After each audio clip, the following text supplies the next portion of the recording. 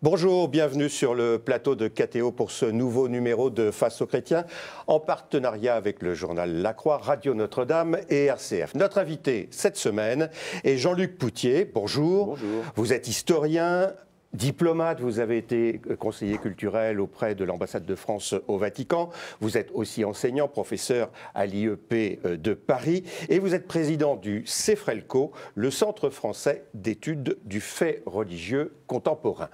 Pour vous interroger cette semaine, Jean-Luc Poutier, Bernard Gors pour le quotidien La Croix, Louis Dauphren pour Radio Notre-Dame et Romain Masneau pour RCF.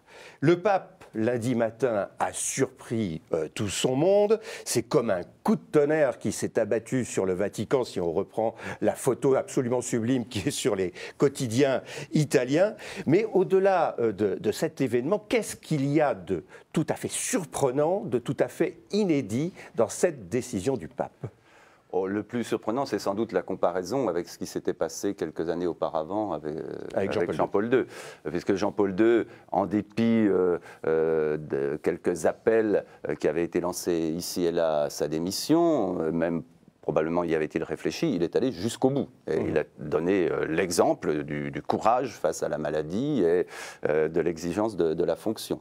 Or, Benoît XVI, à l'époque le cardinal Ratzinger, qui était préfet de la Congrégation pour la doctrine de la foi, a vécu cette période.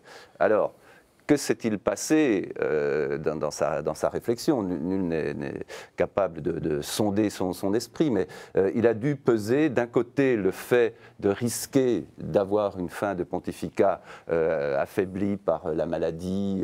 C'est ce qu'il dit dans sa déclaration. Il dit « je n'avais plus la force ». Et d'autre part, le fait de prendre une décision que nous pouvons dire inédite, puisque historiquement il faut remonter à des temps très anciens où les papes démissionnaires avaient en fait surtout été poussés dehors, ils n'avaient pas démissionné spontanément. Une décision inédite est lourde de conséquences pour l'avenir de l'Église et pour l'avenir de la fonction. C'est la sacralité de la fonction qui se trouve mise en question. Il a reçu ce mandat, si le terme est possible, non seulement du vote des cardinaux, mais aussi de l'Esprit Saint. Et donc on ne démissionne pas de la mission qui vous a été confié par l'Esprit Saint. Donc je suppose que, voilà, tous ces arguments... Est-ce qu'il y a une désacralisation de la fonction avec cette démission ? Oui, parce que la décision de démissionner, c'est une décision purement humaine. Il montre qu'il tient son mandat autant des hommes que de Dieu, et plus seulement de Dieu. Donc, à mon sens, ça change la fonction, même si le Code de droit canonique prévoyait cette possibilité. Romain Masneau pour RCF. Alors, pour expliquer son renoncement, il a évoqué l'amenuisement de ses forces physiques, mais aussi spirituelles. Est-ce qu'on peut imaginer qu'il y a aussi une fatigue liée aux luttes d'influence à l'intérieur de la curie dans cette décision ? Sans aucun doute. Et alors là, il convient de remonter effectivement à ce qui s'est passé à la fin de Jean-Paul II, du pontificat de Jean-Paul II. Parce que la maladie de Jean-Paul II a ouvert au sein de la curie toutes sortes de luttes d'influence. Et puis, en même temps, ça laissé traîner un certain nombre de dossiers que Joseph Ratzinger, le cardinal Ratzinger, avait évoqués lors d'un chemin de croix au Colisée en 2005, où il avait évoqué le fait que dans l'Église, un certain nombre de situations étaient devenues insupportables, contraires à la mission qui était la sienne. Et donc, il devait avoir en tête un peu ce désordre consécutif au vieillissement du pape, et il ne voulait certainement pas retrouver la même situation. Est-ce que, plus précisément, l'affaire Vatilix, on sait que ça l'a beaucoup affecté, oui. Est-ce que ça a joué et dans quelle proportion? Alors, il semblerait que cette affaire Vatilix, donc c'était des fuites de documents, certains venant, paraît-il, de son propre bureau, mais enfin, en général, les documents, il y a toujours des doubles, donc est-ce que ça venait de son bureau, est-ce que ça venait d'autres lieux dans la curie, c'est difficile à savoir, et il avait nommé une commission d'enquête sur ce sujet, et le deuxième rapport de cette commission d'enquête lui a été remis en décembre. Et selon certains journalistes italiens qui suivent les affaires du Saint-Siège et du Vatican, eh bien, il aurait été très affecté quand il a découvert le nombre de coups bas, de trahisons, de double langage des uns et des autres, et ça aurait peut-être précipité sa décision. Cela étant, le père Lombardi a bien affirmé que la décision était beaucoup plus ancienne, qu'elle avait été prise au retour du voyage au Mexique et à Cuba, dont il était rentré très fatigué. Alors, faut-il accepter la version officielle? Faut-il semble-t-il, plutôt considérer que ce qu'il a découvert, parce qu'il n'était pas lui-même très impliqué dans toutes ces intrigues, quel qu'a été le degré de responsabilité qui était le sien à la Congrégation pour la doctrine de la foi. C'est un homme discret, un homme de dossier, un savant, un chercheur, un théologien, et il passait certainement peu de temps à faire de la politique. Et ce qu'il a découvert, là, semble-t-il, un peu épouvanté. Louis Dauphren pour Radio Notre-Dame. Est-ce que dans cette décision, il n'y a pas une forme de revanche sur l'affaire Vatilix, puisqu'il a quand même entretenu le secret jusqu'au bout, la confidentialité, et qu'il n'y a pas eu de fuite? Oui, c'est possible, mais du coup, excusez-moi, ça serait presque un peu mesquin, quoi. Vous m'avez vraiment, pardonnez-moi l'expression, pourri la situation avec cette affaire Vatilix. Eh bien voilà, je réaffirme mon autorité en démissionnant. Non, je crois, pour l'avoir beaucoup lu, que c'est un théologien et un homme d'une très haute spiritualité, un théologien de première grandeur, un homme d'une grande spiritualité, pas un mystique. Dans le livre d'entretien, dans le dernier livre d'entretien qu'il a donné à Peter Zewald, le journaliste allemand, il affirme à un moment donné « Je ne suis pas un mystique, mais un théologien et un homme du livre, un spirituel. » Et ces situations d'intrigues politiciennes, de coups bas de toutes sortes, lui étaient sans doute devenues insupportables. Néanmoins, il a choisi la date. Ah oui, il a choisi la date parce que ce n'est pas une date innocente. C'est d'abord le 11 février, la fête de Notre-Dame de Lourdes. C'est la première apparition de la Vierge à Bernadette au XIXe siècle. Et puis c'est aussi la date de la signature, le 11 février 1929, des accords entre l'État italien et le Saint-Siège, puisque le Vatican n'existait pas à l'époque, les accords du Latran qui créent l'État du Vatican. Donc c'est une date politique très forte. Et d'ailleurs, traditionnellement, c'est une date qui est célébrée au Saint-Siège par un jour férié et dans toute l'Italie par un certain nombre de commémorations. Donc ça tombait pile ce jour-là. Question de Bernard Gors pour La Croix. Oui, on a entendu un concert de louanges à l'intérieur du Vatican. Beaucoup de cardinaux ont salué cet acte de courage. Bon. Mais on a aussi fait état de certains grincements de dents. Est-ce que cette décision peut mettre aussi en difficulté, pour prolonger la question de mes collègues, les équilibres à l'intérieur du Vatican? Est-ce que ça peut être aussi interprété comme un certain coup de pied dans la fourmilière? Ces équilibres à l'intérieur du Vatican, je serais bien en peine de les décrire. Le seul point qui soit vraiment visible depuis que Benoît XVI a été élu pape, et surtout depuis 3 à 4 ans, c'est le poids de l'Italie dans les affaires du Saint-Siège et dans les affaires du Vatican. Et cela, ce n'est pas un équilibre, c'est au contraire, ne parlons pas d'hégémonie, mais une position de force extrême, puisque un quart des cardinaux qui vont être appelés à voter pendant le conclave sont italiens. Les Italiens n'ont pas cessé de renforcer leur présence au sein de la curie, et ils n'ont pas fait mystère, un certain nombre d'entre eux n'ont pas fait mystère, que leur souhait était évidemment que le prochain pape soit italien. Moi j'ai entendu, étant en poste à Rome, vous l'avez rappelé, j'ai entendu des diplomates italiens expliquer que l'Italie avait dans l'Église une sorte de manifest destiny, une destinée manifeste équivalente à celle que Theodore Roosevelt avait définie pour les États-Unis au début du XXe siècle. Et que donc, étant donné cette destinée manifeste de l'Italie dans l'Église, eh bien, elle devait occuper la première place, la tête de l'Église, et que le nouveau pape devait être un pape italien. Question de Romain Mazneau pour RCF. Avec ce renoncement, finalement, Benoît XVI a brisé un tabou, a posé ouvertement la question de la longévité d'un pape. Est-ce qu'on peut imaginer que son successeur se dise finalement, posons la question et fixons un âge, 80 ans, 85 ans, comme finalement tous les évêques qui sont tenus de présenter leur démission à 75 ans. Est-ce qu'on peut imaginer quelque chose comme ça? Je suis d'accord avec ce point de vue pour plusieurs raisons. Bon, d'abord, son successeur, on ne sait pas quel âge il aura, mais il peut mourir avant 85 ans. Bon. Mais s'il arrive à 85 ans, il lui sera difficile, s'il n'a rien changé entre-temps, il lui sera difficile d'aller au-delà. Mais ce problème de la longévité de ses fonctions à vie, de ses charges, à vie dans l'Église, il a déjà été posé. Parce que le supérieur général, l'avant-dernier supérieur général des Jésuites, le père Peter Hans Kolvenbach, avait souhaité démissionner. Or, le supérieur général des Jésuites, le pape noir, est élu à vie. Et ça ne s'était jamais produit auparavant, sinon une fois un empêchement pour question de santé du père Aroupé. Mais le père Kolvenbach souhaitait démissionner, Jean-Paul II avait refusé et lui avait demandé d'attendre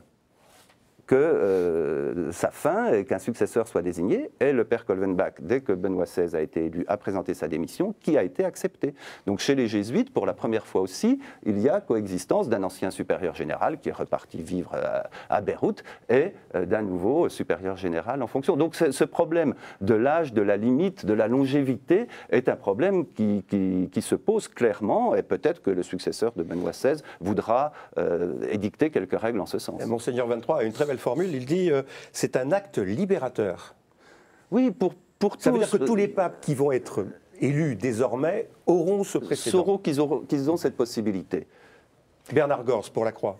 Quelles peuvent être les conséquences de cette décision dans les relations entre le pape et les autres chefs d'État? D'une certaine façon, le pape désormais est un homme à la tête d'une institution comme les autres. Est-ce que ça peut changer un petit peu l'état des relations Oui, ça normalise et ça banalise un petit peu le fait que quand le pape, qui est lui-même un chef d'État, rencontrait d'autres chefs d'État, sauf éventuellement quelques dictateurs qui s'étaient auto-institués dictateurs à vie, il avait affaire à des personnes qui étaient soumises à réélection.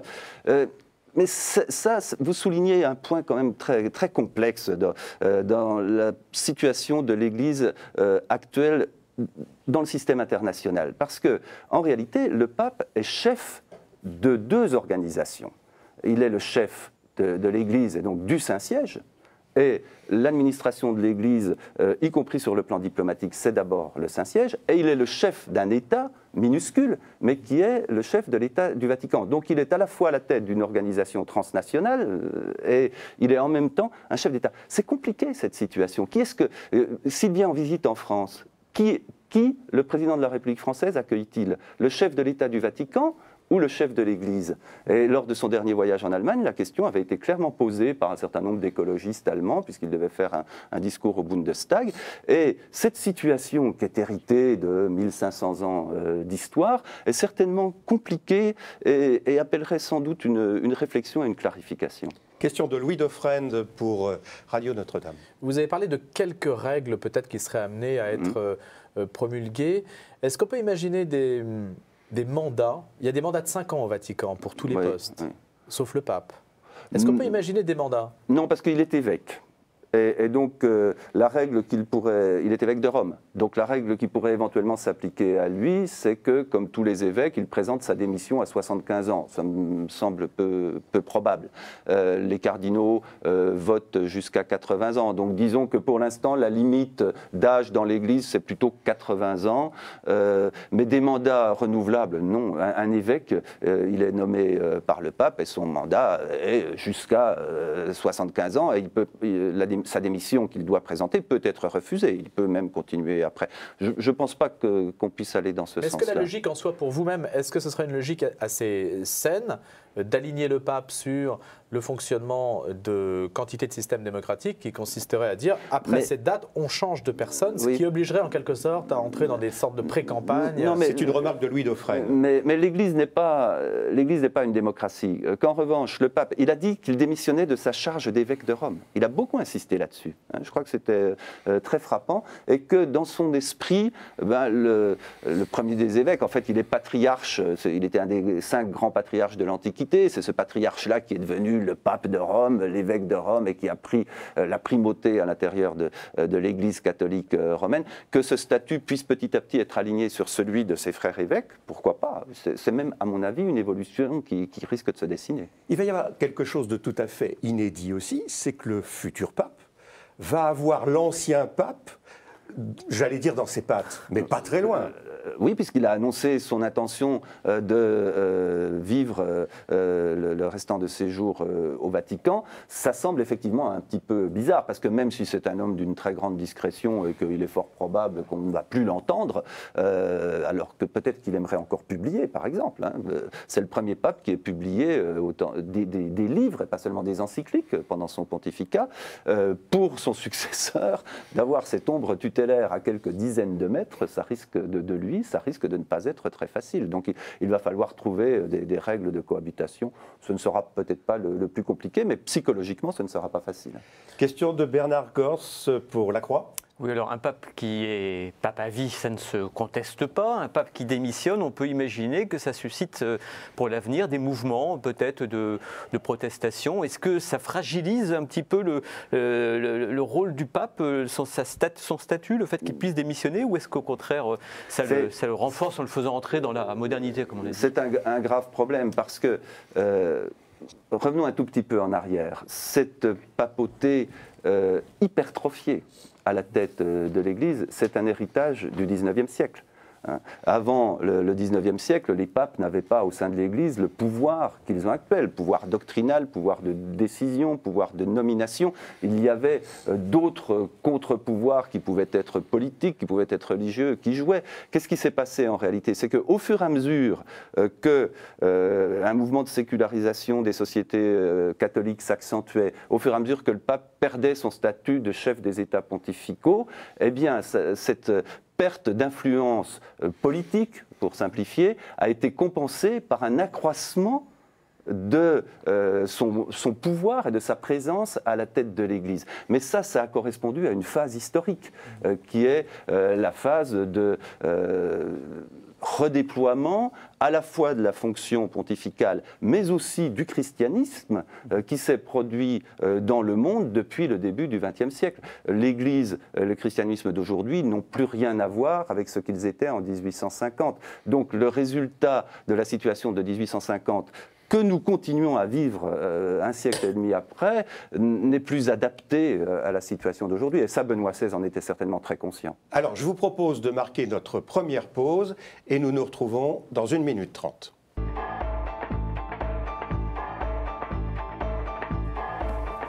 Retour sur le plateau de KTO pour ce nouveau numéro de Face aux chrétiens.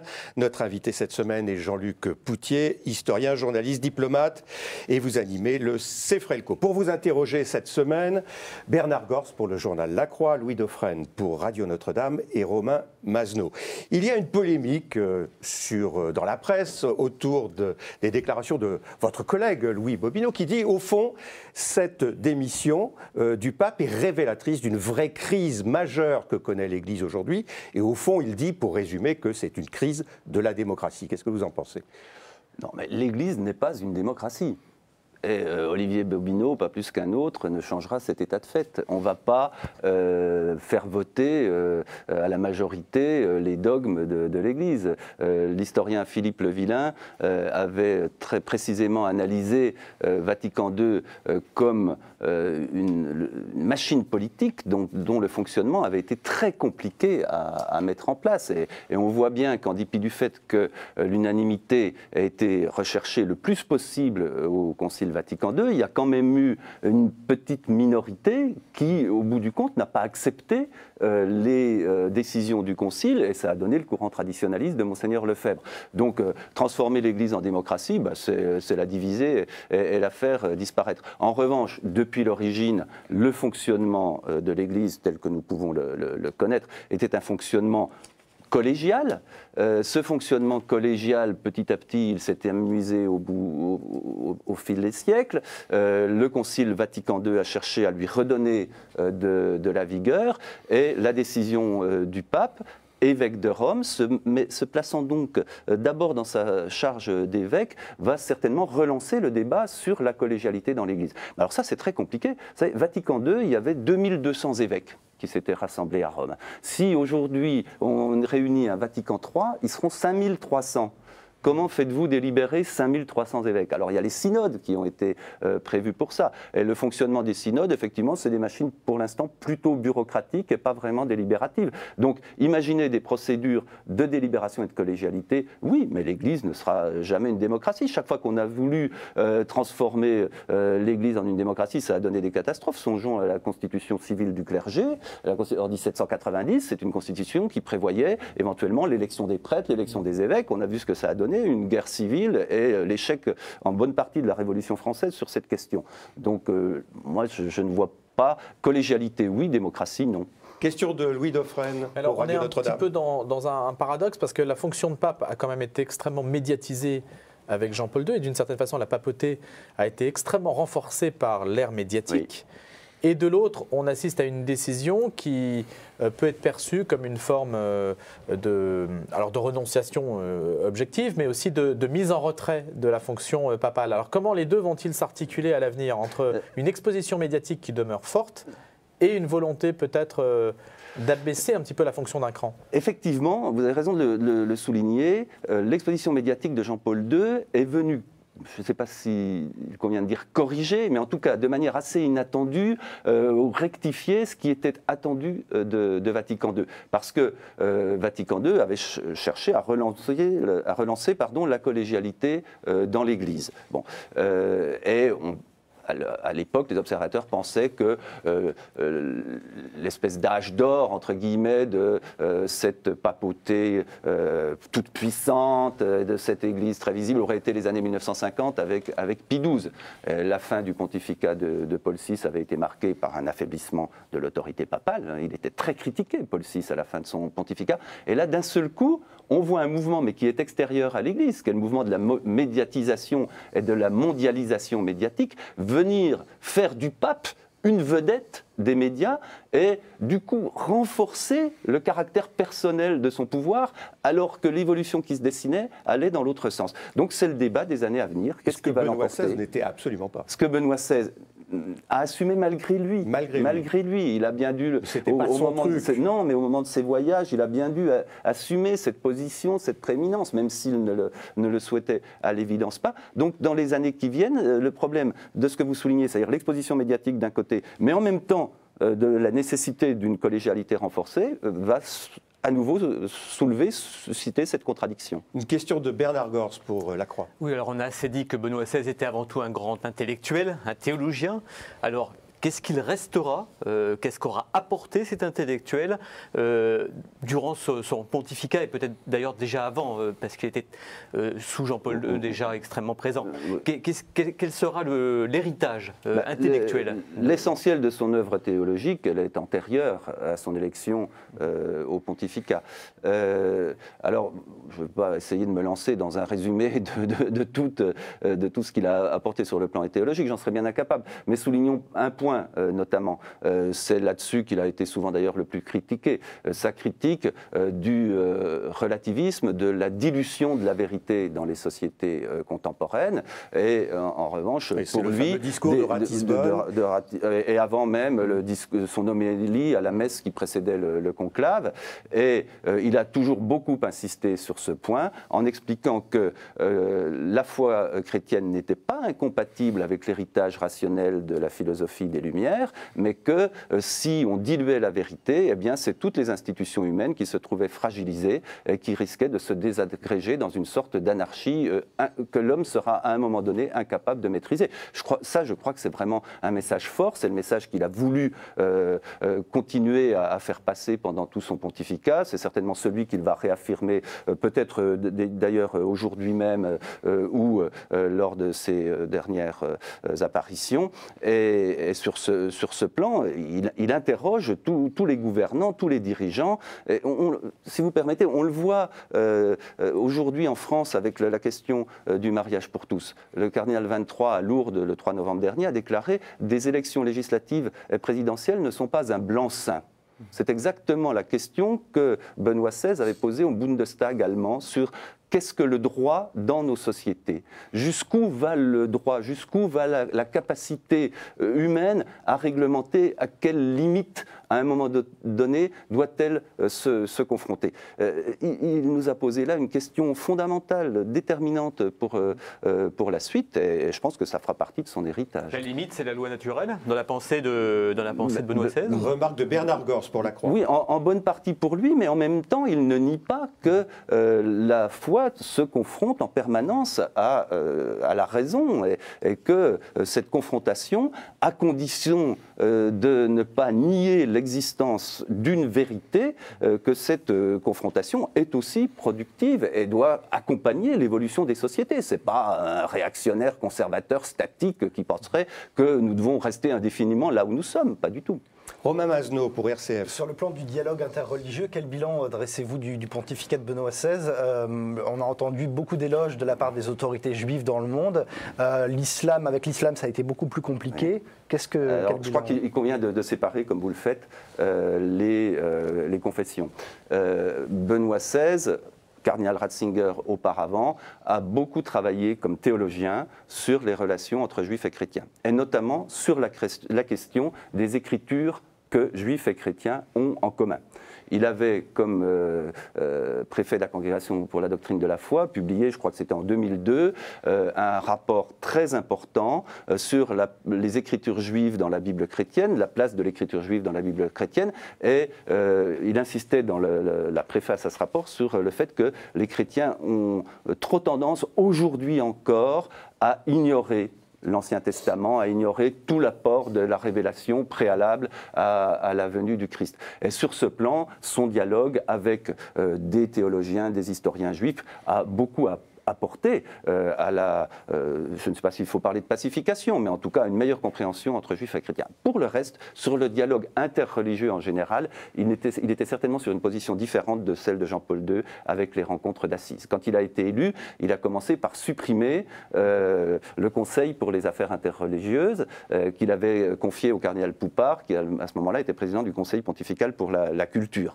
Et puis c'est après les malentendus de Ratisbonne que ce conseil a été restauré, et sa présidence est maintenant exercée par le cardinal Torrent, qui connaît particulièrement bien la situation au Proche-Orient et l'islam. Mais l'idée qu'il a plusieurs fois énoncée de Benoît XVI, c'est qu'un dialogue culturel doit précéder un dialogue interreligieux.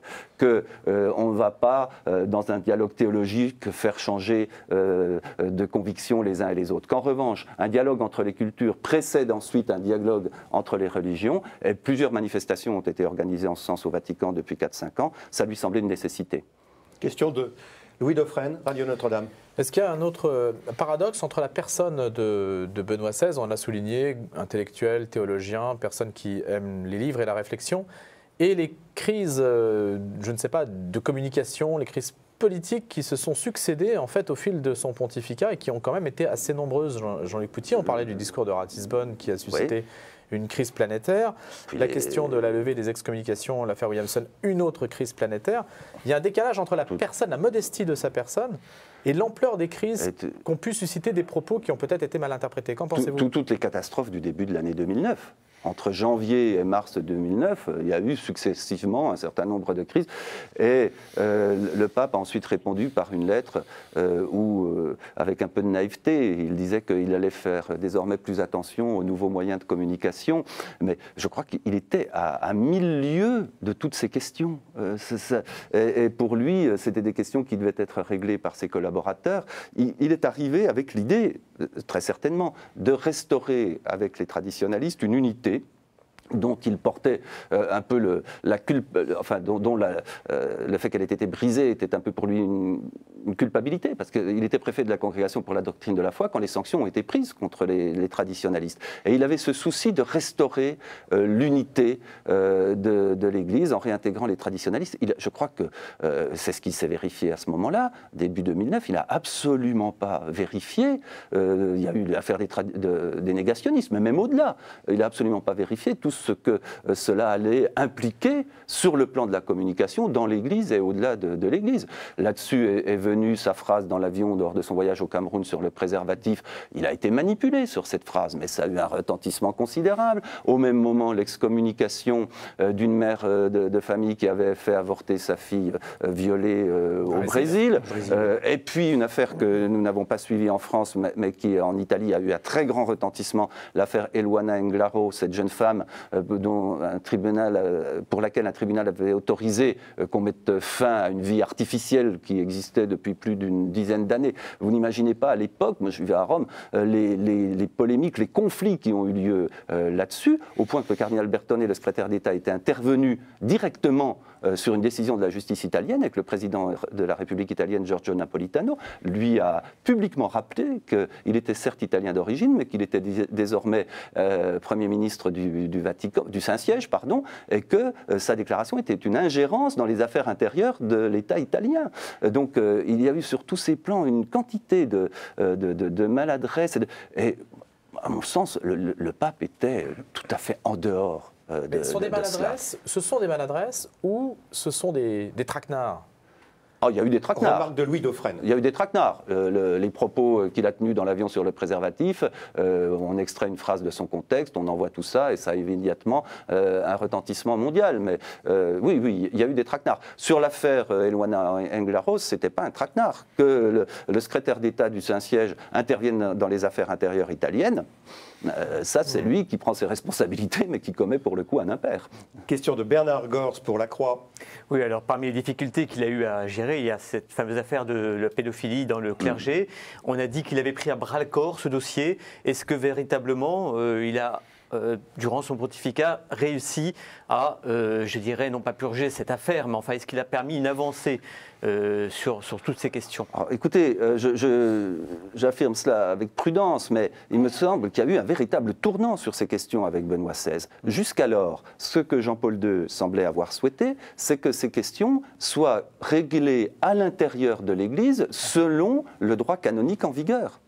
Or, Benoît XVI a cassé cette attitude et il a demandé que les coupables de ces crimes soient traduits devant les juridictions civiles. C'est le seul dossier où il s'investit presque, je dirais, personnellement.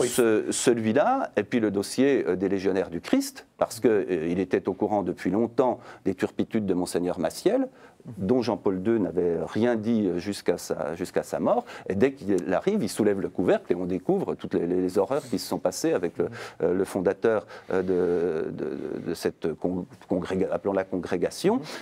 Mais le fait de dire désormais, on ne règle plus cela entre nous, mais on transfère les coupables aux juridictions civiles, c'était une décision d'une extrême importance. Et il y aura un avant et un après. Ah oui, moi je crois qu'il y a un avant et un après Benoît XVI sur ce plan. Et puis ensuite, même si on aurait attendu, paraît-il, parfois plus davantage de repentance, son voyage aux États-Unis est un de ceux qui s'est le mieux passé, où il a été le mieux accueilli et sans doute bien compris, y compris par des autorités politiques qui ne sont pas très favorables au catholicisme habituellement, parce qu'il a su, vis-à-vis des victimes de crimes pédophiles, montrer de la compassion, les rencontrer. Donc de ce point de vue, il me semble qu'il y a un avant et un après Benoît XVI, tout à fait. Est-ce que c'était au fond un pape de notre temps, au moment où il y a Internet, Twitter, où il faut réagir à la minute, à une information? Mais un intellectuel est-il jamais de son temps? C'est la vraie question. Un intellectuel, il est un peu en dehors des événements, de l'immédiateté. Voilà. Il est bien avec. Vous savez, sa première préoccupation, quand il a été élu, ça a été de bien faire déménager sa bibliothèque. Il s'agissait de traverser la rue, en fait, hein, mais de faire déménager sa bibliothèque de l'appartement qu'il occupait en face des palais apostoliques dans ses bureaux. Et après, qui a-t-il nommé comme secrétaire d'État? Le cardinal Bertone. Pourquoi? Parce que c'était un juriste qui était près de lui à la Congrégation pour la doctrine de la foi. Donc il s'est dit, avec ça, j'ai un excellent secrétaire général, il va s'occuper de toutes ces affaires. Ce qu'on oublie aujourd'hui, c'est que le cardinal Sodano, qui était le secrétaire d'État précédent, a commencé par refuser de quitter ses appartements. Et là, le pape, au lieu de lui dire, mais écoutez, cher ami, voilà, vous avez un successeur, vous faites la place, a dit, bon, on va attendre qu'il s'en aille. Et puis, le cardinal Bertone est allé pendant un moment travailler dans la tour Saint-Jean, à l'autre bout des jardins du Vatican. Dès le début, on voit bien que c'est un intellectuel, c'est un homme très doux qui a horreur du conflit. On voit bien qu'il ne décide pas, qu'il n'impose pas son autorité. Il y a une phrase que j'ai retrouvée quand il est élu, il dit « le couperet est tombé oui. ». Ce qui est terrible, quoi, c'est la guillotine. Est-ce qu'il n'y a pas un côté Moretti dans ce pape? Habemus Papam, tout le monde a vu ce film. Oui. Est-ce que Benoît XVI a en quelque sorte inspiré Moretti dans ce film? Peut-être en partie, oui, mais dans le film de Nanni Moretti, le pape, même s'il est français, je crois, est en réalité un Romain, parce qu'on voit bien que c'est un film romain sur Rome et sur le pape romain, alors que le cardinal Ratzinger n'est jamais devenu un Romain. Tous les journalistes italiens l'ont souligné, il a gardé un petit accent allemand en italien, quand il était préfet pour la Congrégation de la doctrine de la foi, il fréquentait très très peu tous ces cercles dans Rome, où se mêlent l'aristocratie, un certain nombre de responsables politiques et un certain nombre de prélats. Il était en dehors de ça et il ne s'y est pas investi après son élection. Le terme de couperet que vous utilisez me semble effectivement approprié. Bernard Gors pour La Croix. Oui, après vous avoir demandé une mission impossible, le bilan intellectuel du pape, je vais vous demander une autre mission impossible, c'est de nous résumer le bilan géopolitique de ce pape, et notamment peut-être la question de la Chine. Alors on va peut-être y venir dans la troisième partie, puisqu'on va un peu dans cette troisième partie évoquer la place de l'Église dans le monde, hein, si vous en êtes d'accord.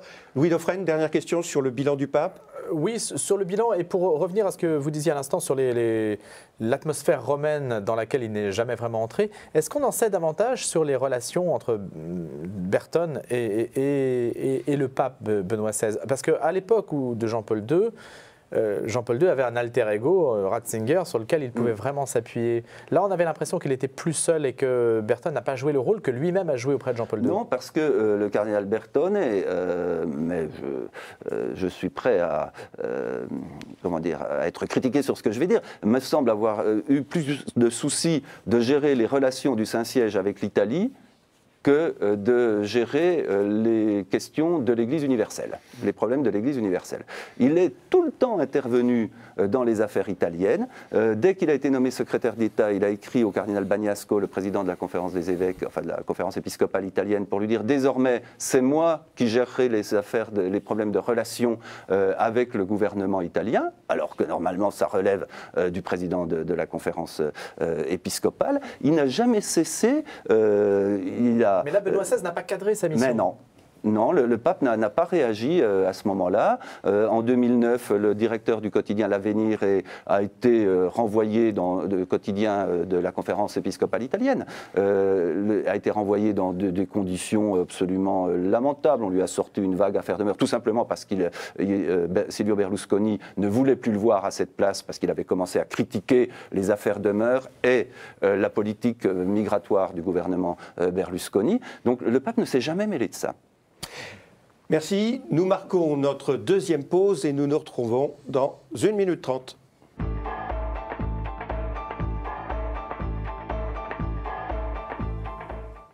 Retour sur le plateau de KTO pour ce nouveau numéro de Face aux chrétiens. Notre invité cette semaine est Jean-Luc Poutier, historien, journaliste, diplomate. Et vous dirigez le CEFRELCO, je le rappelle, pour vous interroger cette semaine. Romain Mazenot pour RCF, Louis Dauphren pour Radio Notre-Dame et Bernard Gors pour le journal La Croix, à qui j'ai coupé la parole tout à l'heure. Et qui va nous parler de la place de l'Église dans le monde aujourd'hui. Voilà, partons donc du bilan peut-être de ces années Benoît XVI et puis peut-être des défis aussi qui s'ouvrent pour le prochain pape. En particulier donc sur cette question de la Chine. Ça avait été une des priorités de Benoît XVI et par rapport à l'Église chinoise, il n'est pas arrivé à de grands résultats. Non, le rapprochement, ou en tout cas la clarification de la situation de l'Église en Chine ne s'est pas fait sous ce pontificat. Peut-être que ce n'était pas pour lui un dossier prioritaire. Là aussi, je peux me tromper, mais j'ai le sentiment que ce pape prenait en compte les grands développements du monde de demain. Par exemple, sur le plan démographique, le continent le plus dynamique dans les 30-40 ans qui viennent, ça va être l'Afrique. Les communautés chrétiennes en Afrique vont donc croître en nombre, ne serait-ce presque, excusez-moi le terme, presque mécaniquement. Et il a fait plusieurs voyages en Afrique. Il s'est beaucoup intéressé à l'Afrique. Il est allé délivrer un message à l'Afrique. La Chine, bon, le nombre de catholiques en Chine, même si leur situation est très, très dure, effectivement, n'est pas aujourd'hui en nombre une priorité dans l'Église. Symboliquement, sans doute, mais en nombre, non. Alors qu'aujourd'hui, en Asie, un catholique sur 7 ou 8 est philippin. C'est énorme. Aujourd'hui en Inde, l'Inde est la première, même si les catholiques sont une trentaine de millions sur plus d'1 milliard, c'est pas considérable, la première province jésuite dans le monde, c'est l'Inde, devant les États-Unis. Et le nombre de collèges, d'établissements d'enseignement tenus par des jésuites dans lesquels sont instruits les enfants des classes dirigeantes indiennes est considérable. Donc il avait peut-être une vision plus à long terme de ce que seraient les grands équilibres du monde de demain, en particulier sur le plan démographique, que le souci de régler des questions politiques et diplomatiques. Il y a un autre cas qui n'est toujours pas réglé, c'est le problème des statuts des institutions religieuses en Terre Sainte. Tous les 6 mois, vous avez un communiqué qui indique que la négociation a bien avancé. Elle a bien avancé depuis bientôt 15 ans. Elle avance bien tous les 6 mois et c'est toujours pas réglé. Question de Romain Masneau. Oui, dans un récent roman de Philippe Le Guillou, Le Pont des Anges, cet auteur a imaginé un pape qui crée des patriarcats régionaux en Amérique latine, en Afrique, etc. Alors, est-ce que c'est de la pure religion fiction ou est-ce qu'on peut imaginer comme ça une église beaucoup plus décentralisée avec des pôles régionaux? Lorsque l'église était minoritaire au sein de l'Empire romain, si nous remontons très loin en arrière, c'est comme cela qu'elle fonctionnait. Jérusalem, Alexandrie, Antioche, Rome et Constantinople. Vous aviez 5 patriarcats, et ces 5 patriarcats administraient dans leur domaine la vie des chrétiens et les problèmes qui pouvaient se poser. Pourquoi ? Sachant que désormais, sur 6,5 milliards d'êtres humains, il y a à peu près 1,2 milliard de catholiques, pourquoi ne pas imaginer de restaurer une institution ancienne qui avait bien fonctionné? Je ne connaissais pas ce roman de Philippe Le Guillou, mais même sur le plan de la fiction, c'est une hypothèse tout à fait intéressante. Mais en même temps, on voit bien que, on ne va pas faire de pronostic sur le nom du futur pape, mais on voit bien que les Italiens disent c'est nous qui devrions être élus cette fois-ci. Les Italiens vont faire tout ce qu'ils peuvent pour avoir un pape italien. Alors c'est un peu le paradoxe de cette Église qui est toujours très ethnocentrée sur la vieille Europe, alors qu'elle a une perte d'influence considérable dans cette région du monde. D'où le problème que je posais tout à l'heure de ce statut du Vatican aujourd'hui. Qu'est-ce que c'est que ce micro-État héritier de ce qu'ont été jadis les États pontificaux? À quoi ça correspond? Du coup, toute l'administration de l'Église est rassemblée là et soumise à la pression de ses entourages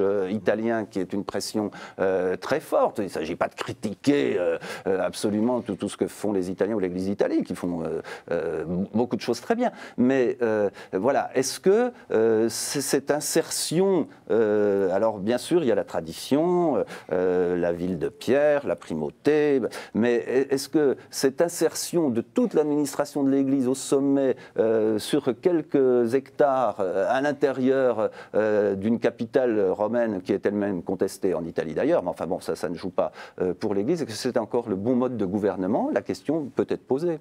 Bernard Gors pour La Croix.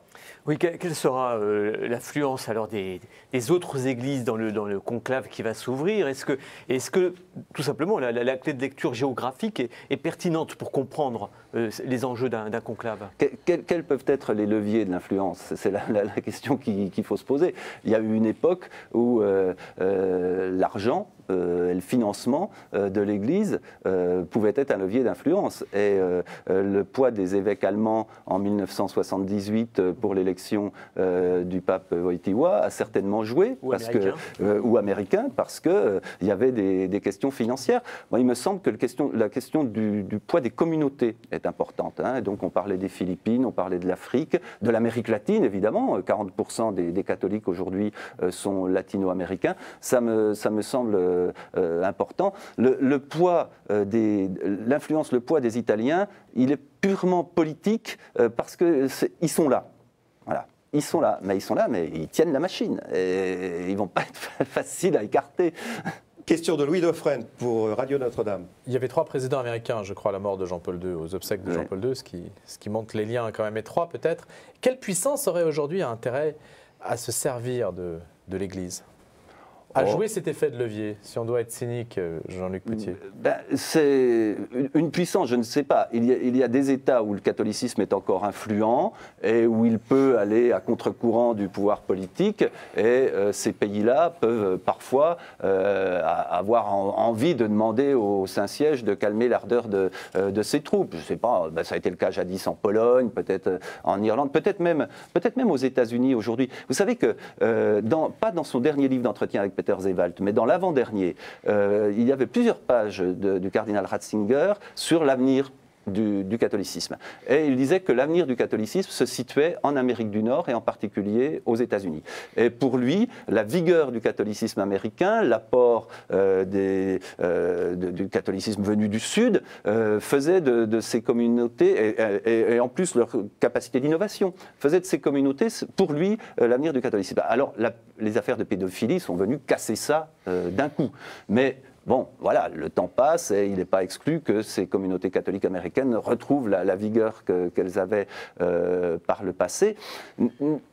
Tout ce qui se passe est aussi quand même la fin d'un catholicisme européen. Ce pape était très frappé par l'état de déchristianisation de l'Europe qu'il n'avait jamais pensé aussi accentué. Quand il est allé en Tchécoslovaquie, il en est rentré très éprouvé. Le cardinal Ravasi l'a répété, qui préside le Conseil pontifical de la culture, l'a répété à plusieurs interlocuteurs. Il est rentré tellement stupéfait d'avoir visité un pays athée, un pays complètement athée, que c'est à ce moment-là qu'il a demandé au cardinal Ravasi de lancer l'opération l'initiative du Parvis des Gentils, pour restaurer le dialogue avec les athées. Il n'avait jamais pensé que la déchristianisation de l'Europe ait pu atteindre un degré aussi élevé. Et donc, pour lui, voilà, des relais devaient sans doute être pris. Il avait pensé aux États-Unis. Ça ne s'est pas produit dans l'immédiat, mais rien n'indique que ça ne se produira pas dans le futur. Une question de Romain Mazneau pour RCF. Sur les chantiers à venir, on entend reparler de l'ordination d'hommes mariés. Est-ce que pour vous, ça rentre dans le champ du possible pour les prochaines années? Alors là-dessus,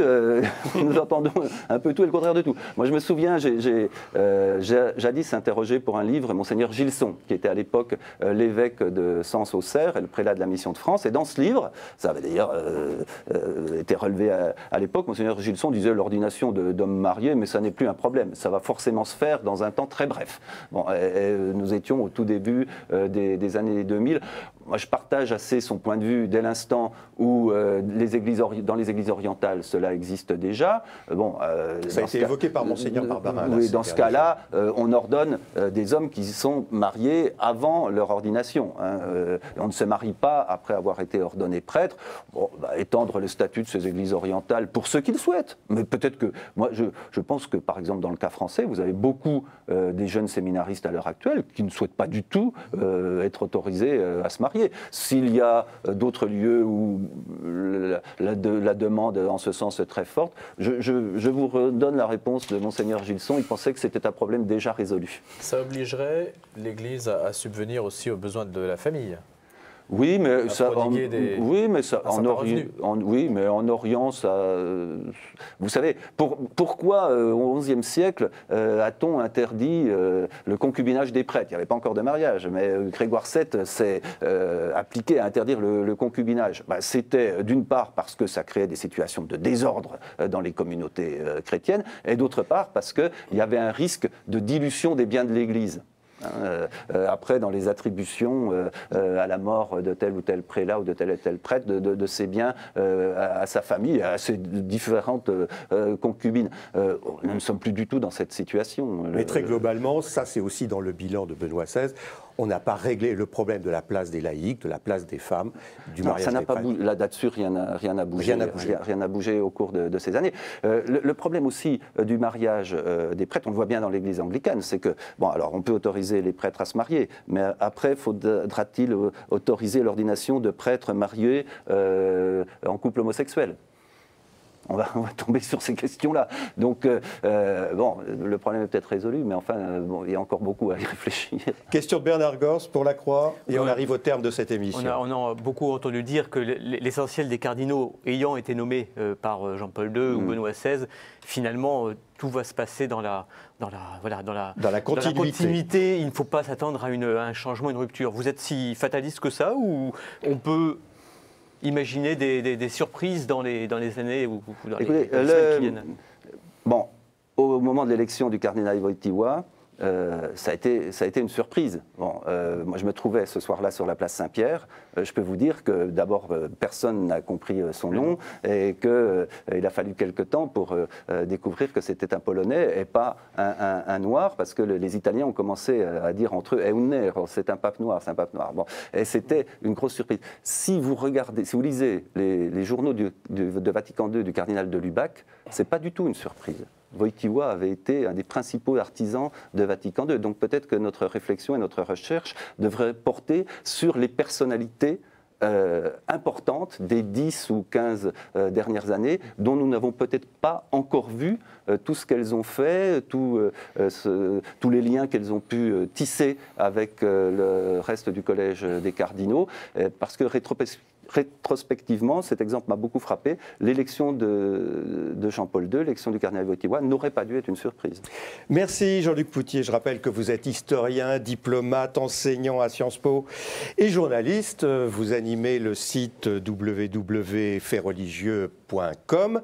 Fin de ce Face aux chrétiens. Nous nous retrouvons bien sûr la semaine prochaine, même heure, même chaîne. D'ici là, vous pourrez retrouver les meilleurs moments de cette émission sur les sites internet de tous nos partenaires. Passez une bonne semaine.